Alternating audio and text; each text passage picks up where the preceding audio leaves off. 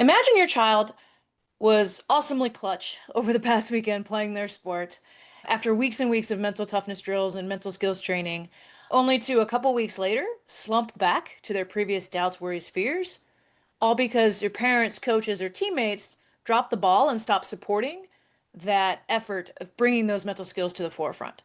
That's what we call the fade out effect in action. And today we're going to discuss an article that I read recently about the fade out effect. And we're going to uncover why mental skills training is less likely to stick unless it's backed by a resilient, reinforcing community and environment. Welcome to Confident, Calm, and Clutch Car Ride Conversations. I'm your host, Valerie Alston, here to help parents and young athletes spark meaningful dialogue about mental toughness, resilience, and confidence. Whether you're headed to practice, a game, or just running errands, this podcast is your go-to for building stronger relationships and lifelong skills, one car ride at a time. So let's dive in.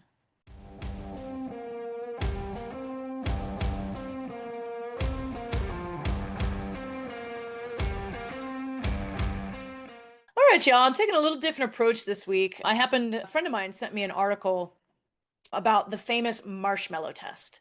And many of you might be familiar with the marshmallow test, but it's essentially a test that was done in the 60s at Stanford, and they gave kids a marshmallow, right? They put it on the plate in front of them, and they told the kids, you can eat this marshmallow if you want to, but if you're able to wait until the researcher comes back in the room, which was roughly 15 minutes, you can have two marshmallows. So essentially what they did is they watched these kids and they paid attention and what did those kids do to prevent themselves from eating the marshmallow? Okay. And it's super cute to watch. I'll put a link in the show notes here. You can just Google marshmallow test and you're going to see tons of really cute videos of kids in that kindergarten age frame trying and attempting to prevent themselves from eating this marshmallow. But why this matters is that originally the research said that kids who were able to delay gratification, what they did is they tracked those kids over time and found that they were more successful, right? So the idea here, based on the research, was that kids who have that self-control and self-regulation at young ages are set up for success later in life. However, back in 2018, a psychologist by the name of Tyler W. Watts and his team replicated the study, and what they found essentially is that when you normalize for factors like socioeconomic status and education and training and parent stable home, like all these other factors, things like the marshmallow test tend to lose their predictive power.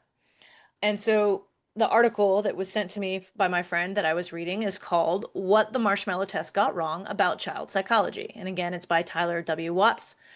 And it challenges that famous marshmallow test and what it supposedly told us about children's self-control and their future. And so originally, as I mentioned, it was believed that children's ability to delay gratification is like this magic bullet that will help them be successful in life. But what Dr. Watts and his team found is that it's not necessarily true. Originally, it seemed to show that, but when you when the it tends to be much more shaped by their environment, their resources, their social support, rather than any type of specific skill or ability. And they went through rigorous testing, did a bunch of meta-analysis on all kinds of studies that have been happening over the last 30, 40 years. And essentially what they found is that the key problem they found is what they call the fade out effect, is that when a child receives training in a specific mental or academic skill, any gains that they get disappear over time if their daily environment doesn't reinforce it. In other words, learning something like grit or the growth mindset or focus, all the things that I teach to help athletes be more successful at their sport and in life, if done in isolation, it's never going to be enough, right? Those skills need to be modeled, encouraged, and embedded into the child's everyday life by their parents, teachers, peers, in addition to just having other things in their environment, right? Child development there's no magic bullet. It's a combination of things. And so I thought that was initially when I read this, I was like, crap, parents are going to read this and think, why should I invest any money in then training my kid? Okay. And really, actually, for me, after I read the whole article, I discovered that it's not really about what specifically I'm teaching your kid. There's tons of research that says the skills that I'm teaching your child, how to manage their thoughts, how to regulate their emotions, how to be optimistic, how to bounce back from mistakes. These are all very important life skills, right? If they don't learn those skills, they are less likely to be successful in their future. But what the research said is that, and it made me a little bit more calm after reading the tail end of this, is that fade out effect can be mitigated with support, and that the community, or if a parents create an environment around the child as they're learning these skills, it's significantly more likely. Okay. So other life forces that were presented that exist in this child's life before intervention, and by intervention I mean training or development or anything, those life forces are going to continue to be present with that kid for a while, right? So if a child's in a crappy environment and they're at school and they learn this new skill and they go home and continue to be in a crappy environment, how much good is that really going to do? And we have to face up to the fact that developmental trajectories are shaped by a myriad of factors that are highly complex and difficult to predict. And any single skill is likely to be just a piece of the broader picture of the factors that are going to shape human development over time. And I linked the article below. There's a lot of really great information about this idea of the fade out effect, is that if you're teaching skills in isolation and you're not addressing the environment, you're not addressing the culture that the child is being raised in, you're not addressing their educational environment, do they have food on the table? Are they well nourished? Do they get exercise? Right? If you're not holistically developing the child, any single skill set isn't necessarily going to be particularly helpful for that kid over time. Okay. And so, again, I bring this up just simply because as the parents listening to this, as the coaches listening to this, you're part of that child's environment.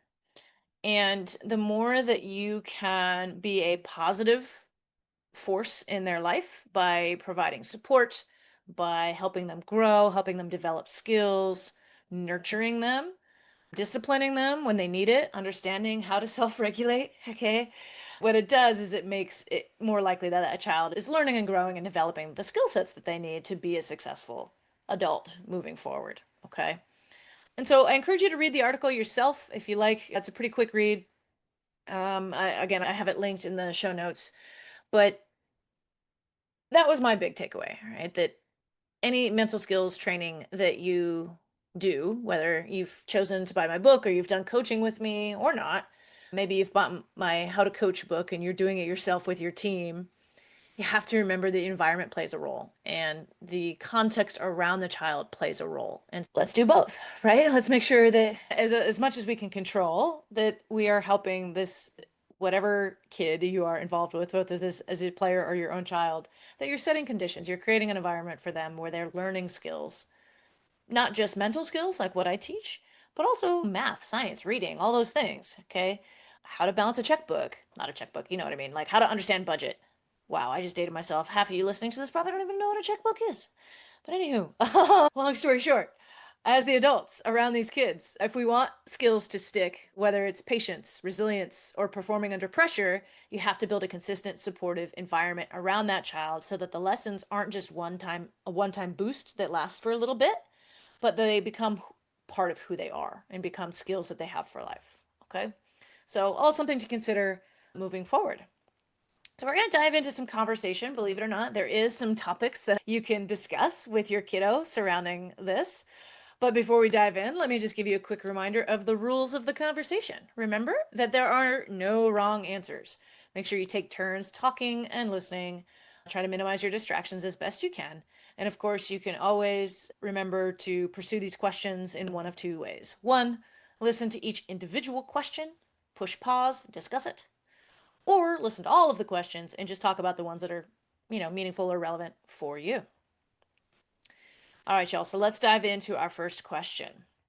So this is for parents. I'm going to say I, as if the parent you are asking your child this. Okay. So just pay attention. When I, or parent or coach, tried to teach you to stay calm under pressure or any other mental skill to help you stay focused on the field or perform, what helped you keep practicing that? How could I, slash parent, or others support you more consistently? Okay. So kids, what we're asking for here is what do you need to feel supported in your pursuit of excellence? Okay. Particularly the skills you need to be successful. Okay. Question number two for kids. Think of a time that you felt mentally strong on the field, court, wherever you play, and what did others around you do that helped you maintain that? Okay. What can they keep doing to support you and to give you an environment where you feel tough, right? In the sense of like capable, that you're able to handle the stress and the pressure or the excitement of playing your sport. Okay. How can they continue to support you? All right. Our third question. If coaches, teachers, and I, so as if the parent was saying this, if the coaches, teachers, and I agreed on one daily habit to reinforce your mental game, what would it be? And how could you remind each other to keep doing it? So to stay with that habit. Okay. So kids, again, we're asking you, what's a daily habit that your parents can help you reinforce? Parents, coaches, teachers in your life can help you reinforce being confident, calm, clutch. Okay. All right. And our final question, again, this is more directed towards the kiddos, but quite frankly, is anyone who's listening, whoever you're listening with. So, what support do you wish you had on tough days? Whether that's someone to encourage you, remind you, or celebrate small wins. What kind of support do you need on a tough day?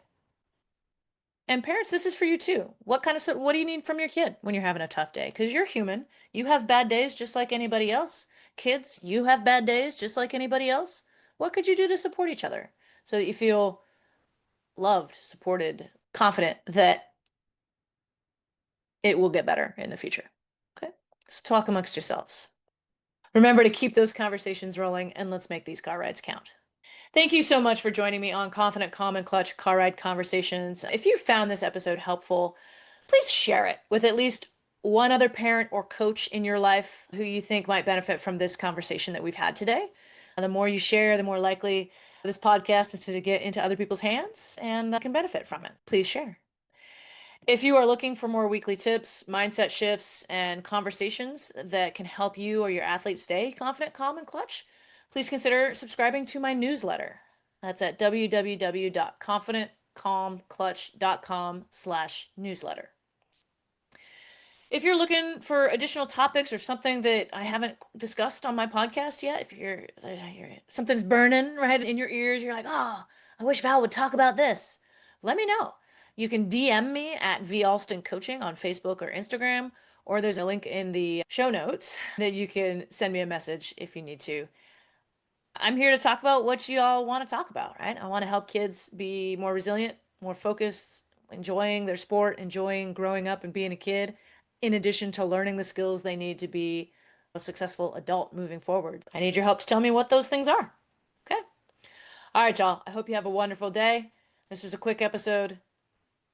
I look forward to seeing you next week.